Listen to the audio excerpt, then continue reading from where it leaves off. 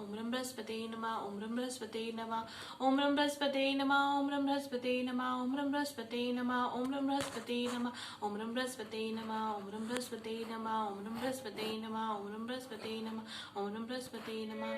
जय बृहस्पति बाबा की जय। बृहस्पतिवार कथा प्रारंभ। एक राजा था, बड़ा ही धनी था। उसकी पत्नी को धन संभालने में बड़ा ही कष्ट का सामना करना पड़ता था। वह किसी को दान दमड़ी नहीं दिया करती थी। एक रोज ऐसा हुआ कि राजा वन में शिकार खेलने गए थे। रानी घर पर अकेली थी और जब एक साधु महाराज आए और उन्होंने भिक्षा मांगी तो रानी ने इनकार कर दिया कि मेरे पास कुछ भी नहीं है, मैं आपको कुछ भी नहीं दे सकती। उन्होंने भिक्षा मांगी पर रानी बार बार कहने लगी कि मेरे पास देने को कुछ भी नहीं है और मैं आपको कुछ नहीं दे सकती हूँ। लेकिन उन्होंने कहा तुम तो बड़ी अजीब हो कि भिक्षा तुम्हारे पास है तब भी तुम नहीं दे सकती। उसने कहा कि हाँ, जो भी है, मेरा जो सारा जो है समय जो है धन संभालने में चला जाता है और मैं इस धन से छुटकारा पाना चाहती हूँ और मैं चाहती हूँ कि ये सारा धन नष्ट हो सके और मैं सुकून से रह सकूं। साधु महाराज जो थे वो भेष बदल के आए थे, बृहस्पति देव महाराज थे।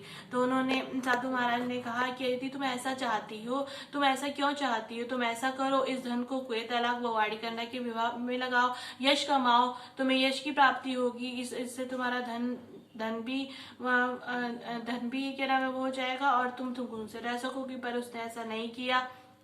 बोली आप मुझे बस ऐसा उपाय बता दो जिससे कि धन नष्ट हो सके। तो उन्होंने कहा यदि तुम उपाय जानना चाहती हो तो ऐसा करो, ऐसा करना कि बृहस्पतिवार आएगा, घर लीपना, केशों को धोना, राजा से कहना हजामत बनवाए, इससे सारा धन नष्ट हो सकेगा, तुम सुकून से रह सकोगी। फिर कुछ ही बृहस्पति बीते थे कि सारा धन नष्ट होने लगे, खाले को लाले पड़ने लगे। वह बड़ा ही परेशान रहने लगी थी और राजा भी दूसरे देश को चला गया था क्योंकि यहाँ खाने के लिए कुछ भी नहीं था। यहाँ रानी और उसकी बांदी थी, किसी दिन खाना खाकर और किसी दिन पानी पीकर बेचारी गुजारा करती थी। एक रोज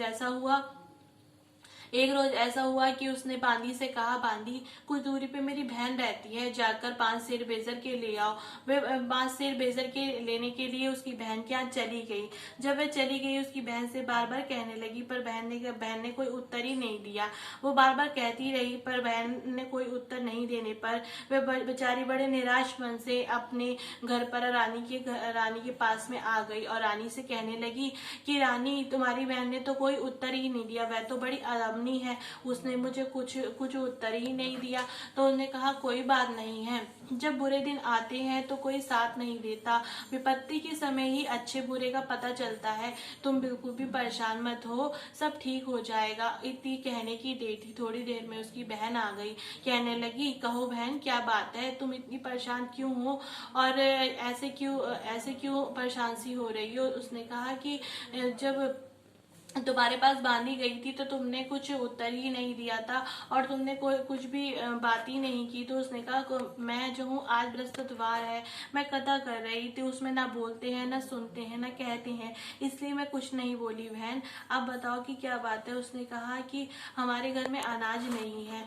तो उसने कहा कि तुमसे कोई बात छिपी नहीं है। तो उसने कहा कोई बात नहीं है, तुम परेशान मत हो, बृहस्पति देव दयालु हैं, सबकी इच्छाओं को पूर्ण करते हैं। जरा जाके देखो अपने घर पे 5 सेर बेजर के तुम्हें अंदर ही मिलेंगी। जब रानी ने अंदर जाके देखा तो 5 सेर बेजर के अंदर मिले और बड़ी ही खुश हुई और कहने लगी, बांदी भी कहने लगी कि इससे जो है व्रत की विधि पूछ ली जाए।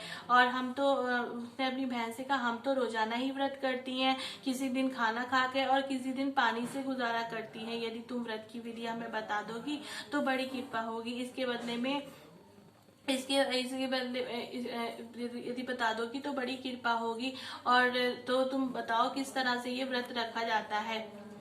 तो तो उसकी बहन ने उसे बताया कि जिस दिन बृहस्पतिवार आएगा तुम जो हो व्रत करना, पीला खाना, पीला ही पहनना और केले की जड़ में मुनक्के चने की दाल से जल चढ़ाना, इससे तुम्हें सुख की प्राप्ति होगी, तुम सुकून से रह सकोगी। इस तरह से फिर रानी और बांदी जो है व्रत करने प्रारंभ कर दिए थे। कुछ बृहस्पति ही बीते थे कि उनके यहाँ धन आने लगा। रानी बड़ी खुश होने लगी और रानी फिर से आलस्य करने लगी। तो बांदी ने उसे समझाया, रानी देखो, पहले तुम आलस से करती थी, अब भी आलस से कर रही है, तुम आलस से मत करो। इस धन को कुएं तलाक वाड़ी करना के विवाह में लगाओ, तुम्हें यश की प्राप्ति होगी और तुम सुकून से रह सकोगी। फिर रानी ने ऐसा ही किया, इस धन को कुएं तलाक वाड़ी करना के विवाह में लगाया, उसे यश की प्राप्ति हुई। और इस तरह से राजा दूसरे देश को जो चला गया था, उधर राजा बड़ा ही परेशान रहने लगा था, लकड़ी काट कर जीवन व्यतीत करने लगा था। एक रोज ऐसा हुआ कि बृहस्पति देव आए, जिन्होंने साधु महाराज का वेश बदला हुआ था, और वे आए उसके पास और कहने लगे, हे लकड़हारे, क्या बात है, तुम बड़े परेशान दिखाई दे रहे हो। उसने कहा कि हाँ, मैं बड़ा परेशान हूँ, क्योंकि मेरे पास कुछ है नहीं। तो उसने, लकड़हारे ने साधु महाराज को सारी दास्तान सुनाई। साधु महाराज ने सारी दास्तान सुनी और कहने लगा, देखो तुम बिल्कुल परेशान मत हो, तुम्हारी स्त्री ने बृहस्पति देव का अपमान किया था, इसलिए दशा हो गई है, तुम व्रत करने प्रारंभ कर दो, सब ठीक हो जाएगा। उन्होंने कहा, मैं व्रत कैसे कर सकता हूँ गुरुजी, मैं व्रत कैसे कर सकता हूँ, मेरे पास तो धन ही नहीं है, मैं व्रत कैसे करूंगा। उन्होंने कहा, तुम धन की परवाह मत करो, ऐसा करो कि क्या नाम है, कल तुम जाना, लकड़ी बेचने जाना, तुम्हें दुगना पैसा मिल जाएगा, उससे व्रत की विधि का सारा सामान ले आना। और तुम्हें जब सारा सामान तुम ले आओगे तो क्या नाम है, और कथा जो है मैं तुम्हें सुनाता हूँ। कथा जो है इस प्रकार से है।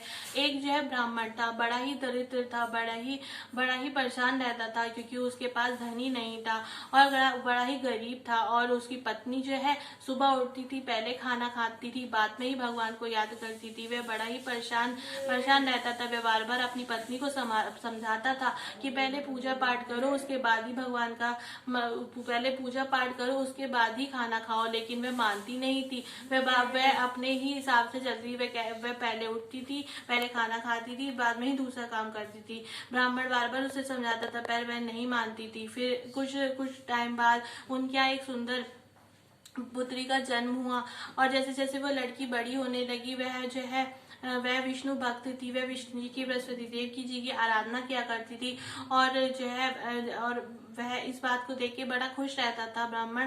फिर धीरे धीरे वो लड़की बड़ी होने लगी और पाठशाला के लायक हो गई। जब वह पाठशाला जाती थी, अपनी मुट्ठी में जौ भर ले जाती थी। जब जौ वह बिखराती हुई जाती थी, जब वह आती थी तो वह जौ जो है सोने के हो जाते थे, और जब सोने के हो जाते थे तो वह अपने घर पे जब जाती थी और उसे जो है फटकती थी सूप में, तो एक दिन उसके बाप ने उस जौ को फटकते हुए देख लिया और कहा, बेटी, यदि सोने के जौ है तो सूप भी सोने का होना चाहिए।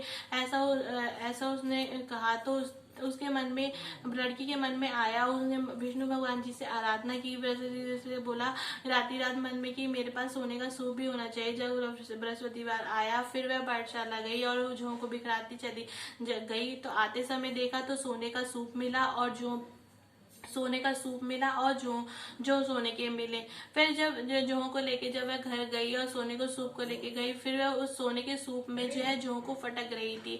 एक राजा वहां से गुजर रहा था। राजा उसके कार्यकुशल को देखकर मन मोहित हो गया, और उस पे ही मन मोहित हो गया, और अपने घर जाकर अन्न धन अन्न जल सब त्याग दिया। उसके पिता ने कहा कि क्या बात है, क्यों तुम इतने परेशान हो, तुमने खाना क्यों नहीं खाया, जल क्यों ग्रहण नहीं किया। तो उसने कहा कि मुझे जो है उस लड़की से विवाह करना है जो कि सोने के सूप में जो है जौ को फटक रही थी। उसने कहा, मैं ऐसी लड़की कहाँ से लाऊं तुम्हारे लिए। तो उन्होंने कहा